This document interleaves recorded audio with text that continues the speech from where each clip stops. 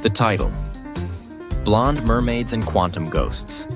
Metaphors, scientific innovation, and the limits of what we could have meant.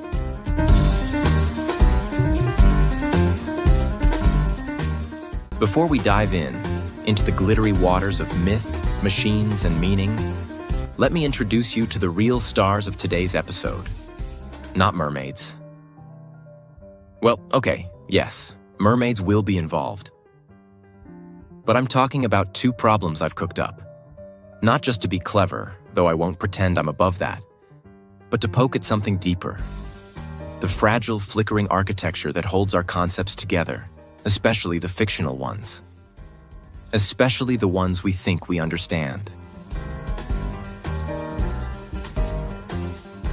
First up, the as-if architecture problem. This one asks whether a system, any system, from neurons to silicon, can genuinely grasp the difference between treating a mermaid as blonde and asserting that mermaids are, by nature, blonde. That's not a cosmetic difference. It's the line between, here's how I'm picturing it, and this is how the world is. At its core, this problem concerns whether any cognitive or computational system, be it biological or artificial, can reliably model the distinction between representing something as if it were the case and asserting that it is the case. Take a simple example. A mermaid imagined as blonde. A system might process this image as a contingent, stylistic projection. In this context, she appears blonde. But it might just as easily default to encoding that feature as essential. Mermaids are blonde.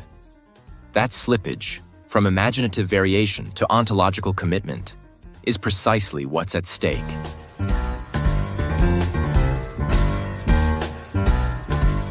Second, the blind content problem. This one's a little more romantic. My small, neurophilosophical love letter to the history of science. Think quantum mechanics. Did we evolve to detect it? Did we build a scaffold of theory and imagination that allowed us to even see it as a thing? Yes. So, does that mean our cognition is secretly wired for conceptual surprises? Or are we just really good at making it up as we go and getting lucky? These two puzzles aren't just semantic games. They're provocations. I gave them names because naming gives ideas teeth, and because I think we've gotten too comfortable with how easily we toss around terms like meaning, content, and understanding. Long ago, someone, I won't name names, but let's just say he rhymed with swine, warned us that meaning is theory-laden, and that behind every concept lies a scaffold of historical accidents, social practices, and narrative shortcuts. So, this episode? It's my way of extending that old skepticism. Not with a footnote, but with a wink, and a mermaid or two. Welcome to the show.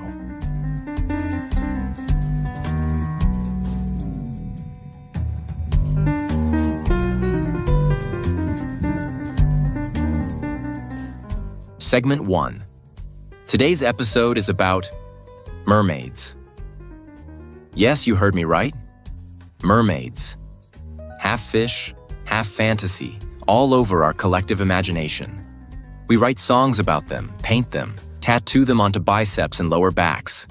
We invent elaborate backstories, give them names, make them fall in love, give up their voices, reclaim their agency in Disney reboots, and we do this generation after generation. So let's get one thing straight. They mean something to us. Of course they do. But, and here's the catch, the real question isn't whether mermaids mean something to us. That's the easy part. The real, slippery, slithery, scaly question is, how the hell does that meaning arise?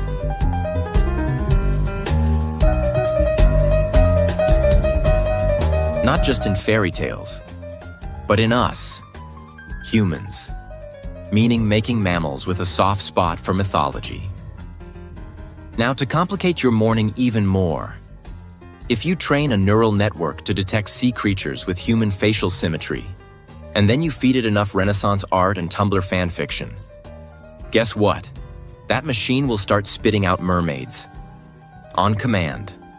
Glitter tail and all. So, if both we and our machines can conjure up mermaids under the right semantic preconditions, why would we deny mermaids their place in the universe of meaning?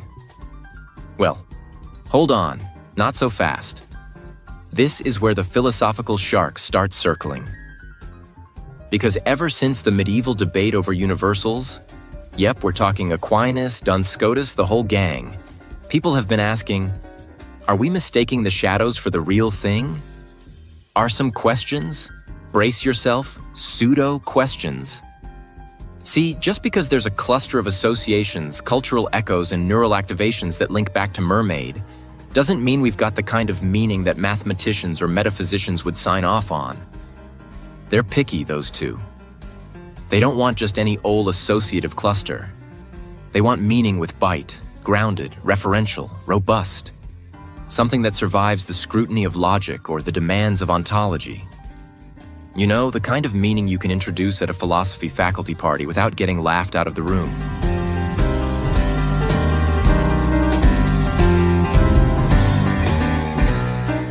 So here's the dilemma, dear listener. Mermaids are detectable, programmable, symbolically potent. But are they real enough to mean in a deep, rich, metaphysical sense? Or are we just fooling ourselves, slapping a tail on a question mark and calling it a concept? Coming up, we dive into the murky waters between fiction and function, ask what makes a concept stick, and maybe, just maybe, rescue the mermaid from philosophical exile. Stay with us.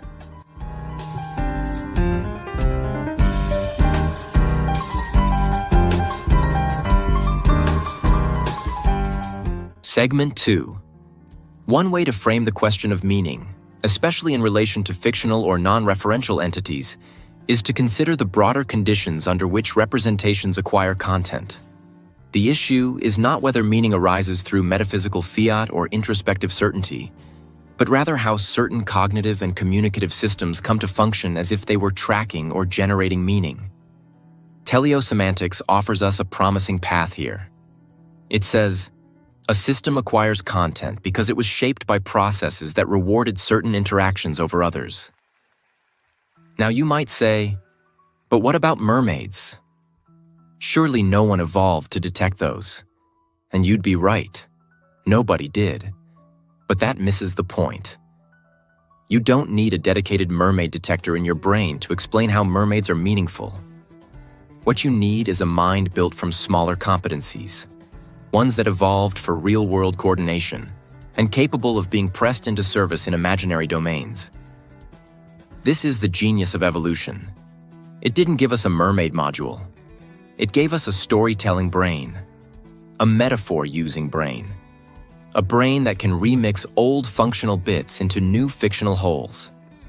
Mermaids are, cognitively speaking, mashups, human plus fish plus siren call.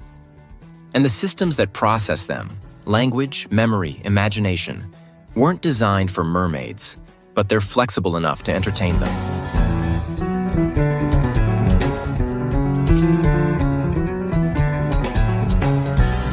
Segment 3. Meaning without mermaids. Quine, fiction, and the myth of innate content. Some theorists might be tempted to treat the case of mermaids, or fictional entities more broadly, as an open-ended question about how flexible representational systems can be. But this is not merely an open question. It is rather a philosophical problem. How can content that appears detached from empirical reference still function as meaningfully differentiated? For Quine, such a problem cannot be solved by simply invoking evolved dispositions or innate modal intuitions. That would amount to smuggling in what must instead be accounted for. The core of Quine's skepticism lies precisely here. Fictional distinctions, hypothetical constructs, and possible worlds only make sense within a theory that is already in place. There is no pure, pre-theoretical space where the mind just knows what a mermaid is, independently of a network of learned associations, inferential roles, and language games. The very possibility of distinguishing a mermaid from a siren presupposes not just an internal representation, but a conceptual scaffold, a theory-laden background that gives that distinction its functional and communicative sense. This is why the question, what determines the truth conditions of a representation like mermaid, cannot be answered by pointing to neural firings or innate modules alone. These are not atomic facts. They are interpretable only through broader theoretical commitments. When a child says, "That's a mermaid, not a siren," she's already operating within a learned semantic framework, informed by culture, pedagogy, and interaction. And crucially, this distinction is not semantically innocent. It carries with it the theoretical baggage of our classificatory habits, narrative structures, and representational norms. Therefore, the challenge is not simply to explain how the system distinguishes such concepts, but how it comes to treat them as distinct in the first place, in a way that remains meaningful across contexts. To assume this as natural or innate is to ignore the historical, inferential, and pragmatic architecture that makes such differentiation possible. In short, the meaningfulness of mermaids is not a mystery, but neither is it a given. It is a function of the theory we carry with us, the way our linguistic and cognitive frameworks carve fictional space with the same tools they use for empirical reality. For Quine, any talk of modal or fictional content that floats free from theory is not insightful. It's epistemologically suspect.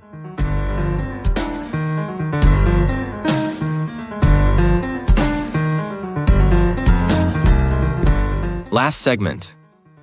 As if in the unknown, two problems meaning can't quite shake. Now, before we close today's dive into mermaids, meaning, and mental mashups, I want to leave you with two puzzles. Two little thorns in the side of anyone too quick to claim they've cracked the code of cognition. First, let's call it the problem of as-if architecture. Here's the deal. It's one thing for a system, say a brain or a neural network, to model a mermaid as if she's blonde. But it's quite another thing for that system to distinguish treating her as blonde from insisting she must be blonde. These are different moves in the game of meaning. The first is a projection, a stylistic coloration. The second is a normative claim. And yet, how do you model that distinction? How do you capture the difference between "she happens to appear blonde in this story" and "mermaids by definition are blonde"? Different syntactic architectures might handle these with different weights or logic trees, and neural networks might pattern match toward probabilistic attributions. But can any of them really model the underlying distinction that grounds those two different semantic stances? That's the first puzzle. The as-if is doing a lot of work, but who's checking its passport?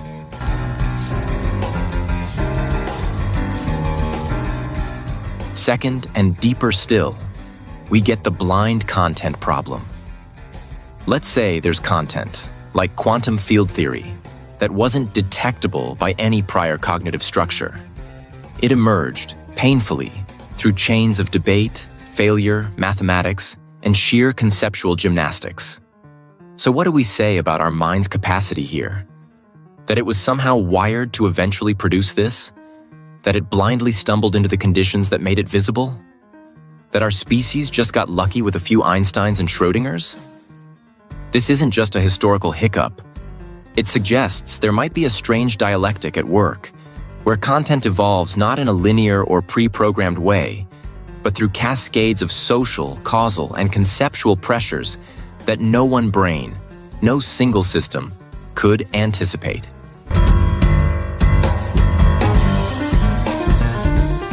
So here we are. Two problems, no clear answers. The as-if architecture problem. How do we model subtle differences in the way something is represented as versus insisted upon? The blind content problem. How do we explain the emergence of content we were apparently not wired to grasp until we suddenly were? Now, who has an answer? Not me. I'm inclined to skepticism. Not the depressing kind, but the curious, slightly mischievous kind that says, maybe meaning is still a little weirder than our best models let on. But I want to hear from you. head to the comments. Tell me, do mermaids mean? Does the quantum world count as conceptual destiny? Or are we just apes with metaphors, riding a wave of happy accidents? See you next time.